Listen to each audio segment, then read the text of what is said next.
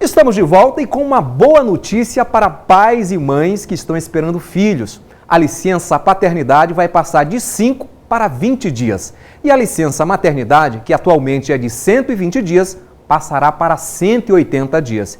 É que esta semana a Comissão de Constituição e Justiça esteve reunida e deliberou sobre várias proposições, entre elas o projeto de lei de iniciativa do Governo do Estado que altera os prazos das licenças de paternidade e de maternidade. Confira. A Comissão de Constituição e Justiça, no encontro dessa semana, analisou pareceres de constitucionalidade e legalidade de uma moção e 6 projetos de lei.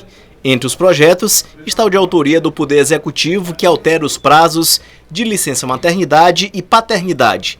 O relator do projeto foi o deputado Rogério Cafeteira. A alteração na licença paternidade passou agora de 5 para 20 dias, até 20 dias, e a maternidade de 4 meses, 120 dias, para 180.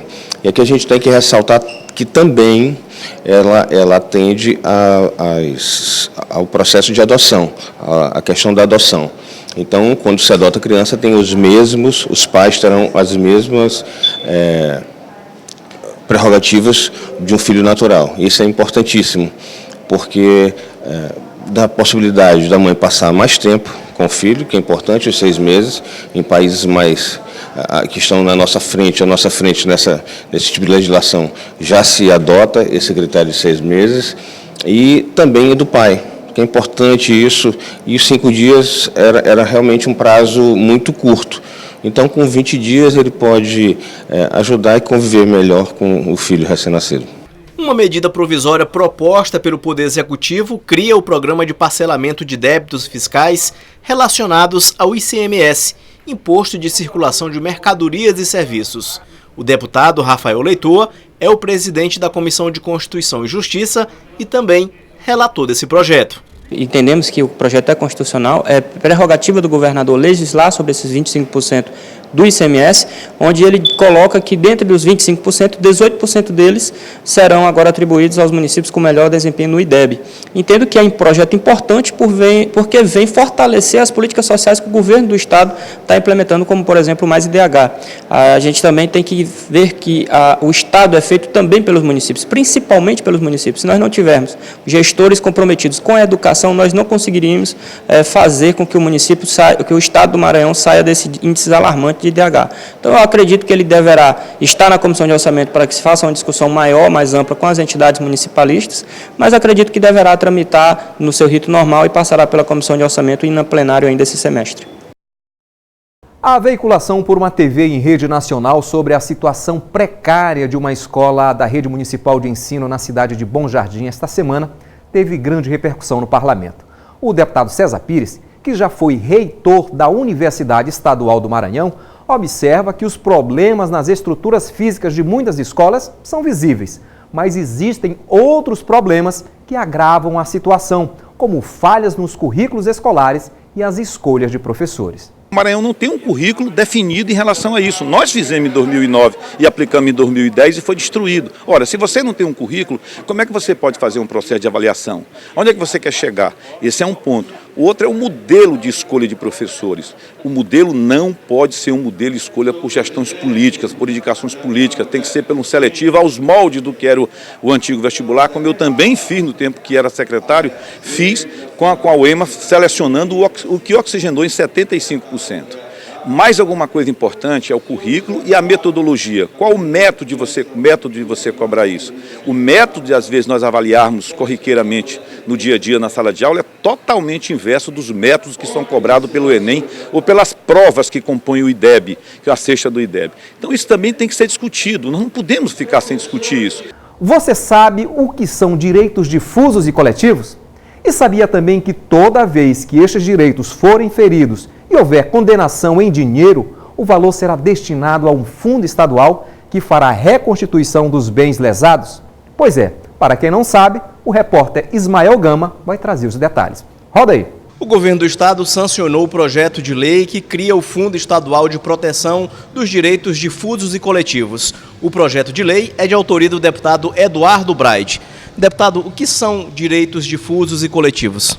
Olha, em primeiro lugar, agradecer a sensibilidade do governo do estado que sancionou e tornou lei esse projeto, portanto já está em vigor e já está funcionando. Direitos coletivos, como o próprio nome diz, é aquele direito que pertence a todo mundo, mas não pertence a ninguém individualmente. É o direito ao meio ambiente, é o direito das pessoas com deficiência de ter os locais com acessibilidade colocados à sua disposição, é o direito a viver em uma cidade com qualidade de vida, e esse fundo foi pensado exatamente nisso. Nós tivemos recentemente aquele incidente que foi o desastre ambiental na cidade de Mariana, em Minas Gerais. Se por um acaso tivesse acontecido algo parecido no Maranhão, todos os recursos de condenações da empresa, que no caso lá era a empresa Samarco, iria para o governo federal, porque ele seria destinado a um Fundo Nacional de Direitos Difusos, exatamente pela inexistência de um instrumento jurídico que fizesse a arrecadação desses recursos no Maranhão. Então, o Fundo Estadual de Proteção aos Direitos Difusos vem exatamente suprir essa lacuna. A primeira notícia boa é que recursos já estão sendo depositados nesse Fundo de Proteção dos Direitos Difusos. Segundo o juiz da Vara de Interesses Difusos, só de São Luís, a previsão é que ainda esse ano sejam arrecadados mais de 20 milhões de reais.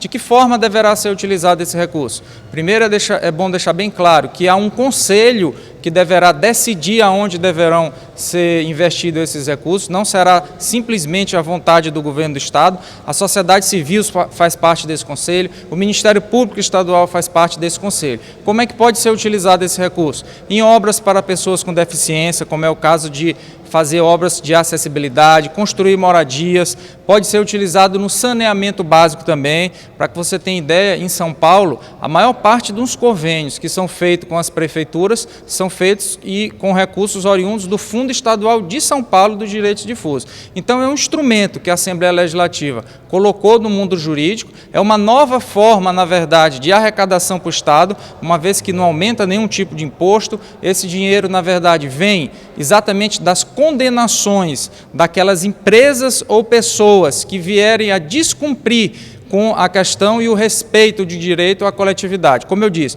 meio ambiente, saneamento básico, a toda situação que envolver um direito que diga respeito ao bem-estar como um todo, e aqui há que se ressaltar o grande trabalho e o papel do Ministério Público, uma vez que esses valores eles são frutos, na verdade, principalmente de multas que são estabelecidas por conta de ações civis públicas que são ingressadas pelo Ministério Público, assim como termos de ajustamento de conduta. Daí porque parte dos recursos desse Fundo de Proteção de Direitos Difusos, ele é destinado ao Ministério Público. Para quê? Para que o Ministério Público possa cada vez mais ter estrutura para realizar perícias, para contratar consultorias, para elaborar laudos no sentido de cada vez mais proteger o direito da coletividade e assim fortalecer a nossa cidade, fortalecer o nosso estado e tornar um lugar cada vez melhor de se viver. Deputado, qual a expectativa de arrecadação para esse fundo?